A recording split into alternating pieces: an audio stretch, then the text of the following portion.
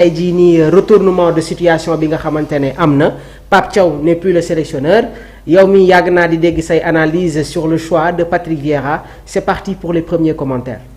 oui Patrick Vieira vraiment c'était mon choix. am na ci plateau yu bëri yu ma ko wax. parce que ñun instant bi Sénégal loolu lañ soxla leadership. koo xam ne nii day ñëw organiser waat suñu équipe parce que du ma wax bordel sax. mais désorganisation am na ci équipe nationale bi. ñu wax ko ñu bañ ko wax am na ci équipe nationale bi. donc y a beaucoup de frustration y a beaucoup de soucis. maintenant souhaitons que Patrick Vieira arrivé bi mu nekk arrivé boo xam ne nii dana impacté. ba nga xam ne dinañ amaat équipe bi ñu amoon. équipe bi ñu amoon. loo bëgg a wax foofu grand. li ma bëgg a wax foofu mooy sérénité ak sérieux bu ci war a am te loolu tamit il faut que fédération bi aussi jàpp si. jàpp si mooy lan mooy ñu bàyyi Patrick Vieira liggéeyam. Patrick Vieira conditions yi muy teg ay conditions yu positives lay teg parce que il veut gagner. il veut faire quelque chose au Sénégal. donc conditions yi muy teg na ci fédération bi ànd ak moom gunge ko ci. ñu bañ a andi kenn di andi ay lobbying di imposer ay nit. c'est-à-dire la foofu fu mu bëgg a daanalee mooy génération 2002 bi. oui. il faut qu'on arrête quoi avec ça. il faut qu'on arrête avec ça. ñu xool qu'est-ce que ça va donner quoi lu muy lan lay joxe. parce que boo seetee. depuis 2012 Amara Traoré. jaar na fi 2002 la. Aliou Cissé 2002 la. Pape Thiaw 2002 la Lamine Diatta 2002. El Hadj Diouf 2002 Kalidou Fadiga 2002. ba léegi nii jël nañ Cheikh Kouyaté aussi dugalaat ko tamit ci groupe bi. donc loolu dañ war a seetaat lan la ñuy def waruñu jël rek tànn ay nit nii rek andi leen imposer leen ci staff bi. laissons au coach de travailler et de faire ses choix.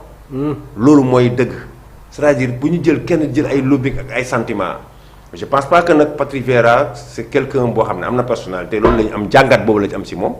quelqu'un qui a gagné la coupe du monde quelqu'un qui a gagné la coupe d'Europe quelqu'un qui a été capitaine d'Arsenal champion d'Angleterre et tout donc kooku amul lu ko joueur yi mën a jaay. équipe nationale Sénégal bi. maanaam poigne bi déjà mi ngi fi. poigne bi parce que man loolu laa soxla woon parce que ba gars yi def ay fu ñu am entraîneur bu mag boo xam ne day ñëw def liaison tactique karang-karang non nous on a le potentiel. ce qu'on veut c'est quelqu'un qui va venir et recadrer les gosses. recadrer les gosses xam nga parce que ay xale lañu am yu mun football yoo xam ne waneeguñu seen bopp ba léegi tel que Lamine Camara tel que Pape Matar waneeguñu seen bopp équipe nationale. très bien xam nga waneeguñu seen bopp nationale dafa bëri xam nga am na ay boy yu commencé feeñ ñoom jaxon donc loolu il faut nga am entraîneur boo xam ne ni day di maîtriser.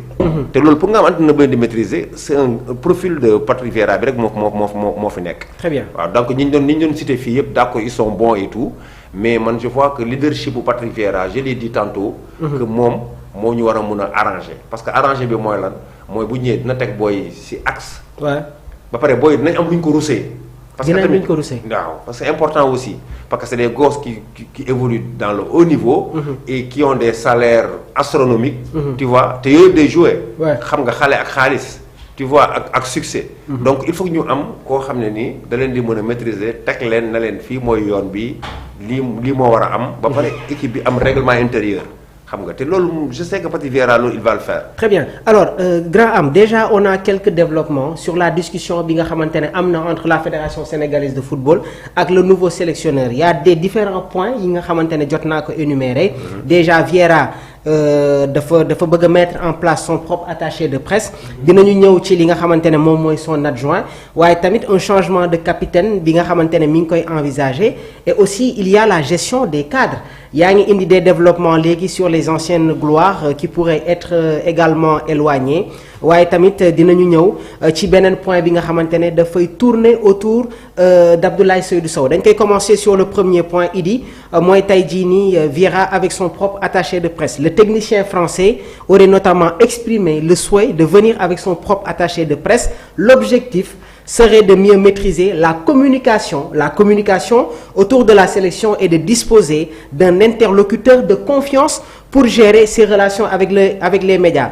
Vieira tamit aurait également déjà choisi certains membres de son environnement médical Idi sànq yaa ngi koy wax un médecin waaye tamit benn kiné boo xamante ne déjà jot na ko identifier la fédération sénégalaise de football déjà tàmbali nañu liggéey bi dans l'approche nan ngay jàngatee déjà yi les développements. mais c'est une très bonne approche. C'est une très bonne approche. C'est une très bonne approche parce que Sénégal on ne communique pas fédération bi du communiquer. du communiquer tout le temps on est là ci ay bis bi déjà choix entraîneur bi sax dafa yéex. te y a pas eu de communication sur ça. Très bien. septembre on doit jouer. loolu yëpp am na fi te Sénégal ñun ñoom équipe bi ñun ñoo ko moom. donc on devait nous éclairer même pour le cas ñoom ak Pape Thiaw kenn xamul lan la kenn xamul fan lay mujjee que de poisson lay nekk. tu vois maintenant Pape Thiaw même bu dee 2 jours la njëriñ nañu ko quoi. donc ils doivent xool nañ ko gérer ak moom finir ak moom. Pape Thiaw moom c'est pas quelqu'un qui va revenir non mais ils doivent finir avec lui d'une manière bu rafet. man foofu laay woote. donc gars yi war nañ ko jox son dû. war nañ ko jox son dû. war nañ ko jox son dû ba pare teg ko ñoom yoon comme dañ nar a dem parce que ay avocat am la yónnee. danañ xool nan la ñuy régler loolu noonu. mais maintenant Patrick Vieira ce qu'il a man Patrick Vieira je suis à 100% avec lui ah. je suis à 100% avec lui pourquoi parce que attaché de presse dafa baax. ci équipe nationale. équipe nationale dañu war di communiquer boo xoolee toutes les grandes nations France tout yëpp da ngay xool. 3 jours avant match bi sax wala 2 jours avant match bi da ngay xam classement bi lan la. di nga xam ñi nan lañ nar a jouer. tu as les compos déjà. tu as tous les compos tu as nan lañ nar a jouer di nga xam ñan ñooy football di nga xam.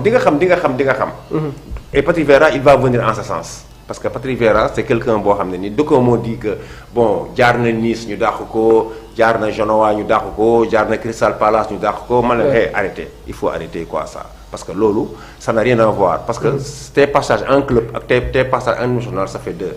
Aliou Cissé était de passage ici musul yor club. Pape Thiaw jaar na fi ñaari tal la yoroon résultats yi xam nañ ko te ñoom ñëpp yor na suñu national. donc loolu du raison bu ñu war a mën a taf Patrick Vieira. Il y a le vécu international. le vécu international moo gën a important le vécu et le profil. parce que boo xoolee instant bi nii entraîneurs yi nekk Afrique fii yëpp amul kenn ku ci ëpp personnalité Patrick Vieira amul. entraîneurs yi yor Côte d'Ivoire ak Algérie ak Maroc tout personne n'a le meilleur profil que Patrick Vieira. donc maintenant laissons le problème bi rek mooy lenn la mooy laissons le travailler. ñu bàyyi ko mu liggéey. yaa ngi siy insister sànq ba tey. non c'est important dama xam gars yi fii Sénégal ñun dañoo yàgg nañoo ak ñoom xam nga c'est-à-dire ils vont te mettre des bâtons dans les roues quoi tu vois donc et loolu tamit il faut que ñu moytu ko. xam nga parce que bu ñii di gas ñii di suul mais dara du dem. mais Patrick Vieira man je sais que bu ñu ko bàyyee mu liggéey bàyyi ko ak conditions yu mu teg andi kiné am andi médecin am andi attaché de presse am. parce que tamit émotionnel staff la. staff la am adjoint am ñu bàyyi leen ñu liggéey. très bien ngir yàlla war a suuri xam nga parce que tamit ku nekk na gérer postam quoi. Abdoulaye Seydou Sow secrétaire général la na gérer secrétariat am. xam lu ma la wax Victor Ciss def na ay at te ñu bëri xamuñu ko ñun ñi intéressé wu ci football rek ñoo xam Victor Ciss. mais peuple da xamuñu sax Victor Ciss te il faisait son travail. mais secrétaire général boo xam ñu ngi lay gis partout non ku nekk bul empiété ku nekk na nga yem fi ñu la yemloo xam lu ma la wax président commission communication yem ci communication. logistique yem ci logistique ku nekk daal fi ñu la yemloo nga yem fan kenn bañ a empiéter keneen loolu bu ñu ko defee je pense que on ira loin parce que on a une très belle équipe et on a des gosses qui sont très talentueux. Donc si on les met dans des conditions yoo xam ne nii ils doivent jouer. je pense que kenn du taxaw sunu kanam. très bien alors Idy foofu noonu yow dama la fay poser question Patrick Vieira aurait décidé quand même de choisir li nga xamante ne moom mooy attaché de presse am nan ngay jàngatee tamit bi la situation foofu bëgg naa fa sa réaction. xam nga dafa nekk loo xamante ni boo amee contrat football. on a vu récemment Zidane et son nouveau staff. donc football dafa nekk tamit loo xamante ni mooy comme li may tooñee naan nguur c'est 90% de confiance. ak tamit 10% de mérite. donc parfois tamit il est nécessaire nga liggéey ak des personnes yoo xamante ne xam nga leen. yaa nga liggéey ak ñoom mais nga am confiance ak ñoom. très bien donc tey jii bu ñu gisee quelque chose mu xamante ne dafa nekk di professionnaliser li nga xamante ni moom mooy le football. te dafa nekk loo xamante ni amaan tam la fédération daf si war a jàngaat lu bëri. parce que ñun fédération bi am nañ ñoom seen fédération TV. mais on duñ leen. am nañ seen cellule de communication. voilà mais duñ leen gis ñuy nekk en activité lu bëree bëri. à moins que conférence de presse wala dara. mais li nga xamante ni mooy quand il s'agit de l'équipe nationale du Sénégal ni ñu ko war a alimenter ça passe pas. donc si toutefois tey Patrick Vieira ni kat dafa bëgg am benn attaché de presse am donc man dama jàpp ni c'est quelque chose loo xamante ni c'est quelque chose de très professionnel. léegi bu amee attaché de presse am dina tax ñun ñii dinañu aider à ce que tamit les informations ñu koy mën a jot en temps réel. donc loolu tamit dina nekk loo xamante ni c'est avantage si par exemple équipe nationale mais tamit ça apporte quelque chose loo xamante ni maanaam c'est un vécu. koo xamante ne amaana dafa def am benn vécu parce que vu son CV vu par club yi nga xamante ni jaar na ko à chaque fois foo dem am nga loo fay jàng am nga loo fay jàngat am nga quelque chose loo xamante ni jëlee nga ko fa ba nga xamante ni tey jii beneen équipe bu ñu la mën a jox di nga xam comment former cette équipe pour mën a am li nga xam ne parce que tey jii chaque entraîneur aurait souhaité dem au terme de son contrat ba sax ñu prolonger de ce contrat. Et il est dans cette perspective. Attendons à ce que nag bu ñëwee lu mu ñuy andil. Très bien Idy, merci beaucoup pour les analyses dañuy continuer bataille sur les développements liés aujourd'hui au contrat de Patrick Vieira ak yenn point yi nga xamante ne moom la teg ci kaw table bi. On a parlé de son propre attaché de presse. beneen question bi nga xamante ne bëgg naa ko poser grand am mooy le staff technique pour le poste d'adjoint. Malick Daaf pourrait accompagner Patrick Vieira dans son staff. Le technicien sénégalais connaît parfaitement l'environnement du football local et pourrait jouer un rôle important auprès de Vieira, notamment dans sa découverte du fonctionnement de la sélection et de son environnement. 2 autres techniciens locaux figuraient également sur la shortlist de la Fédération sénégalaise de football. Donc su ma ñëwaatee ci ligne yii nii Fédération sénégalaise de football jot nañu def ay quelques propositions moo tax ma évoqué sànq shortlist bi waaye est-ce que tamit waruñu bàyyi le sélectionneur moom mu tànn tey jii staff technique bi nga xamante ne moom moo ko war a accompagner. Alors sànq wax naa la ne la est-ce que tey jii nii Malick Daaf mus na entraîner des joueurs pro. su ma waxee joueur pro mooy joueurs yi nga xamante ne nekk nañu au niveau international loolu tamit je pense que nekk na benn point boo xamante ne war nañ ci indi tuuti analyse. waaw c'est vrai c'est important. li may njëkk a wax mooy nañ bàyyi Patrick Vieira tànn adjoint. mu tànn boppam. ñu bañ a andi kenn jël teg. parce que def nañ ko fi Aliou Cissé Pape Thiaw dañu andi teg ko imposé ko Aliou Cissé. bien que Aliou Cissé n'était pas d'accord sax. xam nga wala donc loolu nañ ko bàyyi nañ bàyyi gaañ bi Patrick Vieira jël kenn. teg ko ci wetam. Même s'il choisit Malick Daaf ok Malick Daaf n'a jamais coaché des joueurs professionnels ça c'est vrai. Mais si on regarde sur le tas aussi. xam nga ñi fi jaar comme titulaire laay wax. parce que man toujours je me réfère à ce qui s'est passé quoi. muy Aliou muy Pape Thiaw ils n'ont jamais coaché de joueurs professionnels. te suñu équipe A lañ leen jox. tu vois donc Malick Daaf c'est quelqu'un de talentueux. qui connaît bien son métier. Qui connaît bien les joueurs déjà. Ça c'est sa particularité. Parce que am na ay jeunes yu bëri yoo xamante ne Malick Daaf. daanaka jaar nañu ci ay loxoom. wala boo jaar si moom suivre na la xam na la. tu vois il est toujours là au Sénégal génnu fi. di yor ay club di réussir nag ci club yi. et ça c'est important. C'est très important te loolu moo war a nekk mooy sànq 10% mérite yi kii di wax. di wax léegi c'est important. xam nga choix yi ñu doon def chaque fois man dama doon wax gars yan critères lañu am pour bu ñuy choisir yan critères.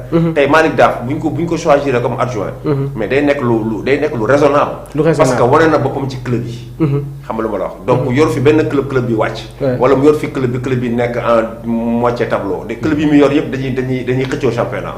donc kon kooku noonu war nañ ko wóolu jox ko def ko adjoint tey Patrick Vieira parce que y a une continuité qui va venir.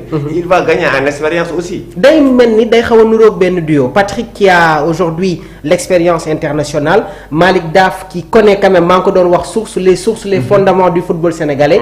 donc ñaar ñooñu noonu soo leen boolewee je pense que lépp li ngay chercher ci benn staff technique bu baax di nga ko retrouver waat. ci complémentarité lay nekk. ci mission wu Patrick Vieira. parce que Patrick Vieira bien qu'il soit sénégalais qu'il soit né au Sénégal et tout ça. mais teel na fi jógee donc réalité yu bëri fii da koy rëcc. te réalité dëkk bi foog nga xam ko aussi. donc Malick Daaf dina ko jàppale ci yooyu noonu c'est des détails mais c'est des détails significatifs. C'est des détails significatifs. Très significatifs donc. soo doon dugg en profondeur dans ton analyse foofu grand am. li may wax foofu noonu mooy li am ci équipe nationale bi et tout ça. ak sénégalais nu mu mel. tu vois donc am na yu bëri yoo xam ne nii Patrick Vieira du ko sax xalaat. te am na Sénégal. xam nga lu ma la wax que am na yu bëri daal yoo xam ne ni sax doo ko sax mën a wax ci plateau. mais am na ay détails yoo xam ne yu bëri yoo xam ne Malick Daaf dina ko ci mën a jàppale. parce que Sénégal aussi des fois nit ki lay ree du bëgg sax sa victoire. tu vois donc instant bi Patrick Vieira ñëw bi mu ñëw nii man am na ay coach yoo xam duñ ci kontaan. duñ ci kontaan te affaire bi c'est un choix et chaque fois quand il y a un choix il faut que moom ay éliminer donc maintenant nañ jàpp ne. lii la yàlla dogal des fois aussi tamit il faut que ñu andi yàlla teg ko. xam nga Patrick Vieira devait être l'entraîneur du Sénégal après ce mondial là. donc on doit l'accepter de manière l'accompagner ñaanal ko mu réussir parce que su réussir c'est le Sénégal qui gagne. Ouais. xam nga lu ma la wax donc nag maintenant tout ça pour que nga gagner nag. day ànd ak ay mesures d'accompagnement les mesures d'accompagnement c'est quoi. Ouais. c'est quelqu'un comme je dis pas c'est Malick Daf. mais c'est quelqu'un comme Malick Daf boo xam ne day nekk adjoint am. koo xam ne dégg na olof xam na Sénégal xam na li fi xew xam na réalité yi xam na yëpp xam li ma la wax et que bu boobaa complice am lay nekk. et loolu ça va arranger Malick Daf. Malick Daf dina am gën a am expérience. xam nga dina gën a xam parce que tamit Patrick Vieira quoi qu'on puisse dire ay entraîneurs yu mag ñoo ko yoroon. xam nga lu ma la wax ay Arsène Wenger yor na ko. ak kenn ñeneen ak ñeneen ak ñeneen ñoo xam ne ni là il a gagné en expérience sur ça. te entraîneur c'est pas très compliqué. match boo fubal tey. di nga ko fubalaat. di nga ko fubalaat di nga ko fubalaat c'est-à-dire match boo fubal tey yaa di nga gis tey comme Sénégal Belgique je dirais. Sénégal Belgique par exemple Pape Thiaw il a une fois vécu un match pareil. dund na ko. dund na match pareil c'est-à-dire. ban match la woon. mais duñ ko capté parce que Sénégal Belgique dafa man match bii la may jox Sénégal Maroc. Sénégal Maroc. Sénégal Maroc la may jox ci fin temps bi quoi. fin temps Sénégal Maroc fin temps Sénégal Maroc Pape Thiaw a fait des changements yoo xam ne nii moo tax nit ñi bëgg ko moo gagné match boobu. match boobu la gars yi bëggee Pape Thiaw. tu vois donc je sais pas pourquoi mu fàtte loolu. c'est-à-dire Sénégalais tamit des fois day amnésique lu tax mu fàtte loolu quoi ba ñun ak Belgique ñun tamit fin temps bi. il n'a pas réagi. Idi maa ngi gis des regrets su à chaque fois su grand am di wax ci Sénégal ak Belgique bi ba tey la défaite. non man moom ba tey digéré ma coupe du monde bi xam nga coupe du monde bi moom dama si mere ñëpp laa si mere fédération bi ñoom ñëpp tout le monde nag ñoom ñëpp. ba tey digéré ko dara tey jii mooy loolu parce que am na chance yoo xam ne du répété wu. xam nga am na chance yoo xam ne du répété wu quoi gars yi dañ koy wax dañ naan affaire yi su yombee après xaw ma naan sëgg